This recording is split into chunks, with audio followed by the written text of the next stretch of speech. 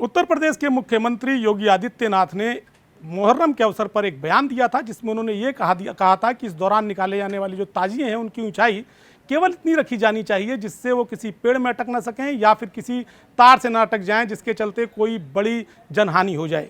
लेकिन उनके इस बयान को दूसरे संगठनों ने बेहद तोड़ मरोड़ कर पेश किया और यहाँ तक कि इस्लाम के जो संरक्षक माने जाने वाले लोग हैं उन्होंने यहाँ तक कह दिया कि ये उनके इस्लाम का धर्म खतरे में आ जाएगा और जो इस्लाम के जो मुहर्रम के निकलने वाले जुलूस हैं उन पर यह बाकायदा सरकार द्वारा पाबंदी लगाए जाने की कोशिश की जा रही है। यानी कुल मिलाकर एक बड़ी जो है राजनीति इस बात पर शुरू हो गई।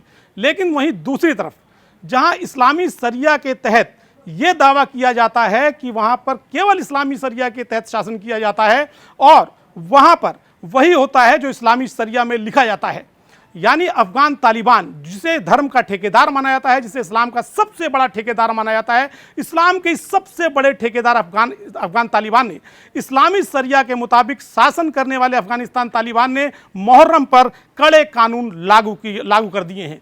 इस कड़े कानून के तहत उन्होंने स्पष्ट तौर पर यह कहा है कि ना तो इस दौरान जो यानी कि मुहर्रम के दौरान जो शोक मनाने वाले लोगों को समूह में अपने आप को मारना और खून बहाना दोनों मना है। यानी आप लोग जो देखते होंगे कि मुहर्रम के दौरान जो लोग अपनी पीठ पर मारते हैं छुरी चाकू, उन्होंने कहा कि अपने आप को मारना और खून बहाना दोनों मना है और इस दौरान छाती पीटना भी वर्जित है।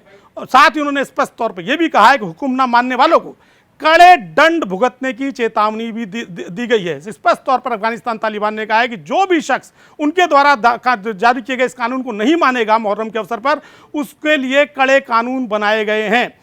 मैं आपको यह भी बता दूं कि इस जो मुहर्रम का जो आने वाला त्यौहार है इसके लिए अफगान तालिबान ने बाकायदा शिया विद्वानों की सहमति ली है और इन कड़े कानूनों में अनेक ऐसे प्रावधान मौजूद हैं जिन्हें संभवतः कोई भी मुसलमान जो किसी दूसरे देश का होगा वो अपने देश में अपने ऊपर लागू नहीं करना चाहेगा। और अगर जैसा कि अफगान तालिबान जो रूल लागू कर रहा है अगर वो लागू किए जाएंगे तो उसे इस्लाम पर हमला बताएगा।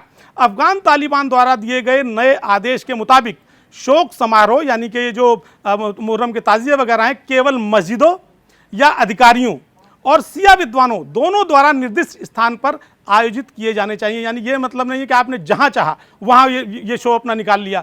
और जो कम शिया आबादी वाले क्षेत्र हैं वहां पर शोक समारोह केवल शिया मस्जिदों में ही आयोजित किए जाने चाहिए और झंडा फहराने के समारोह विशिष्ट परिस्थितियों में ही आयोजित किए जाने चाहिए। यानी ये मतलब है इसका कि साफ तौर पर कि जो मुहर्रम निकालने वाले लोग हैं वो ये नहीं कि वो कहीं भी जा रहे हैं कहीं भी आ रहे हैं और वहीं पर उन्होंने अपना प्रोग्राम शुरू कर दिया है। उन्होंने ये भी स्पष्ट कहा कि शोक मनाने वालों को समूह में नहीं आना चाहिए। शोक मनाने वालों को प्रवेश करने के बाद मस्जिद के दरवाजे बंद कर देने चाहिए और बंद दरवाजे के पीछे ही अपना समारोह आयोजित करना चाहिए। ये स्पष्ट तौर पर अफगान तालिबान जो सबसे बड़ा इस्लाम का ठेकेदार मानता है उसने कहा है। उसने भी कहा है कि इस समारोह के दौरान सस्वर पाठ विलाप और अन्य ऑडियो आइटम नहीं बजने चाहिए।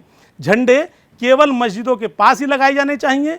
झंडों और पोस्टरों पर कोई भी राजनीतिक नारे, अनुचित शब्द, चित्र या दूसरे देशों की शर्तें लिखना बिल्कुल मना है।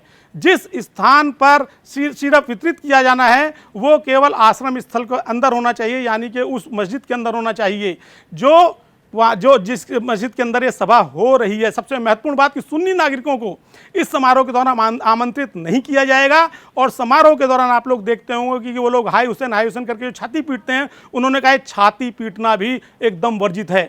जो अफगानिस्तान तालिबान है उसने इसके लिए बाकायदा एक बैठक बुलाई थी और बैठक के दौरान शिया विद्वानों के हस्ताक्षर भी सहमति पत्र पर लिए गए जिसमें उन्होंने तमाम शर्तों पर सहमति जताई।